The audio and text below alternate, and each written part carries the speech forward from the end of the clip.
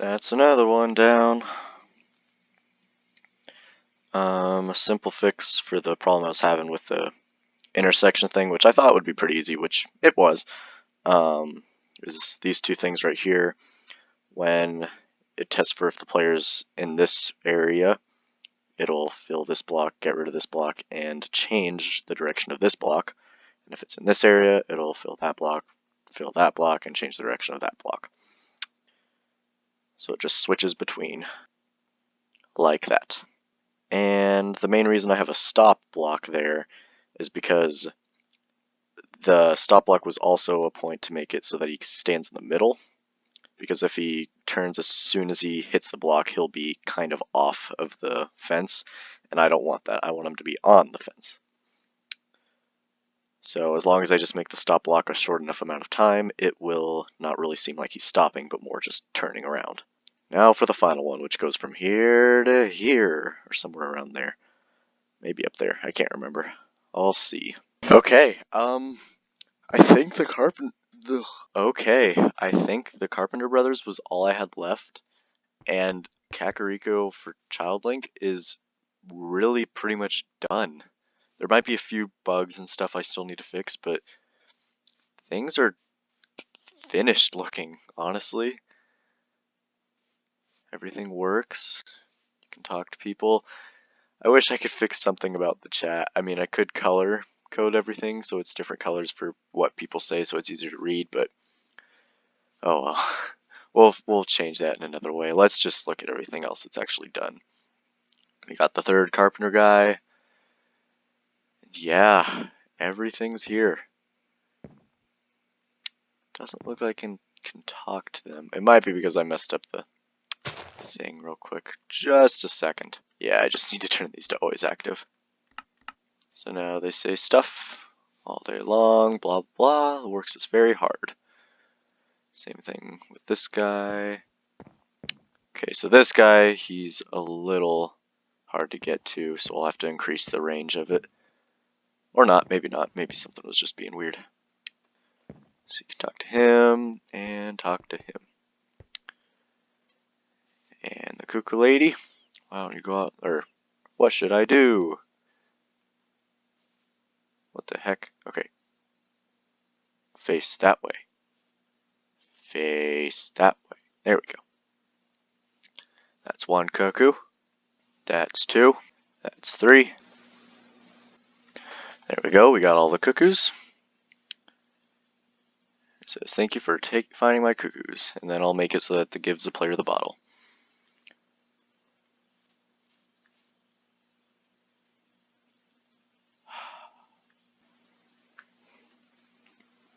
We leave and come back, and everything's reset again, which is what happens in the game. And the next time you get all the cuckoos in the pen, you get 50 rupees. And yeah, now let's head on to the graveyard. So here we are at the graveyard. Got some signs. Got Dompe's little place. And let's see. We don't have the NPCs in this place yet, so I guess this is the one place that isn't quite done yet. But everything over there is pretty much finished. And let's go over here. I think I got this working. Alright, here we go. Boom. Nice.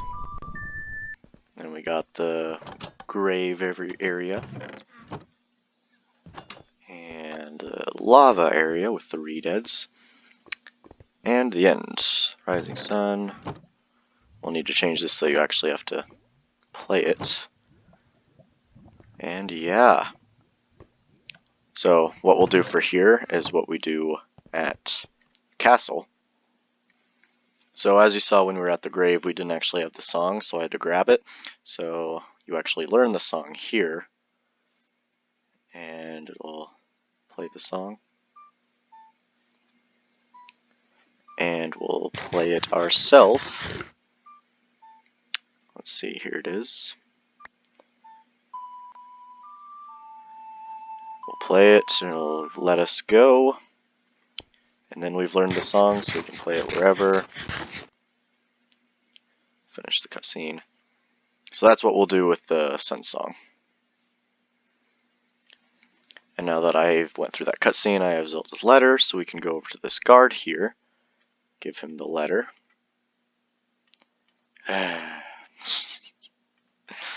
One of these works somewhere. Well, how do I make it activate anyways? So, we give him the book, we get the shield discount and stuff. Princess handwriting, we get the text, lets us go through, and also asks us if we can go get the mask. And that's all I have so far. That's one entire area finished. Except for when it's Adult Link. Then there's more. Woo! Now I think the next task for me to do is to go back to the castle and work on the guards. Doing what I did with the Carpenter brothers, because this is ridiculous. Woo-wee, okay, I've been working all day. He's working. These guys took a little bit longer than I expected.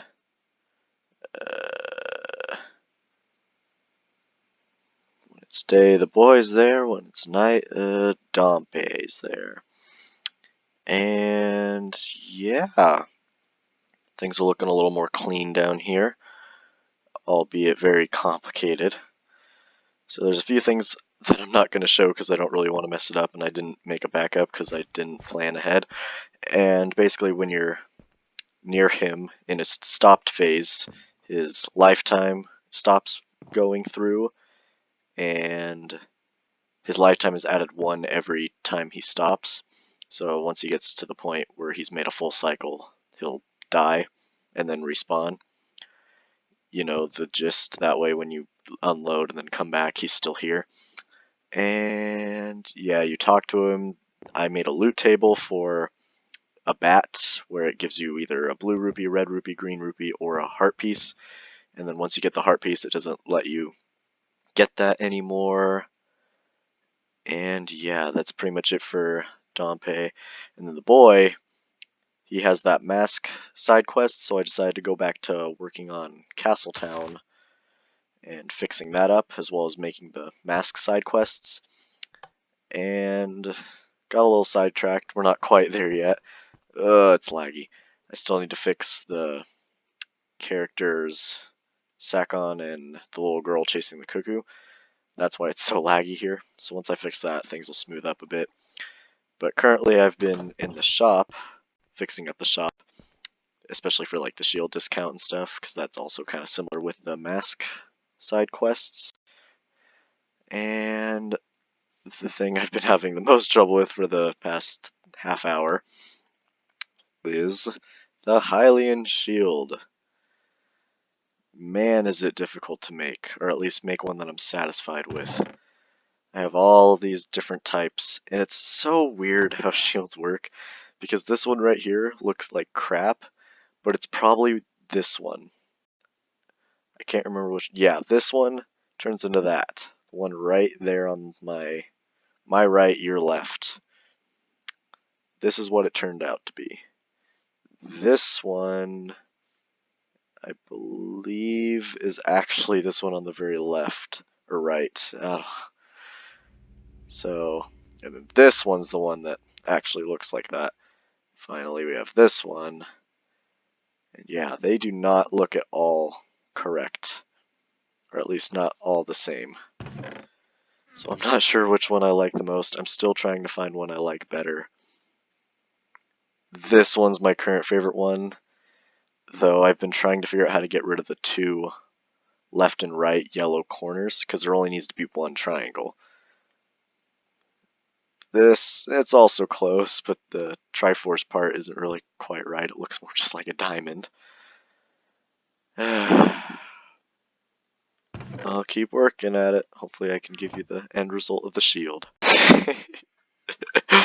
Many more attempts later. I was working on one of them, still just having the most hardest time trying to do this.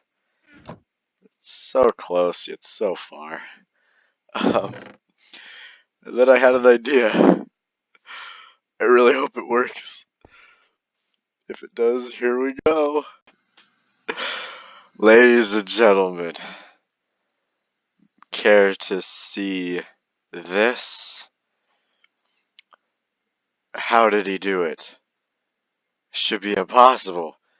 This intricate design, so perfectly created. How? How? Well, how did I make this? And that? And this? And all of the things that have textures. Resource packs. I don't know why I didn't think about that. That I could change the textures of, like, the certain patterns. Basically, I used for all the yellow, the brick texture, and for the red, I used the stripe texture. Since I probably won't ever use those two. Plus, it only uses the actual shield. If I made a brick texture for the banner, it will look like a brick texture, not like this. The only reason I had to use two textures as well was because you can't make them different colors. They have to be one color for one texture.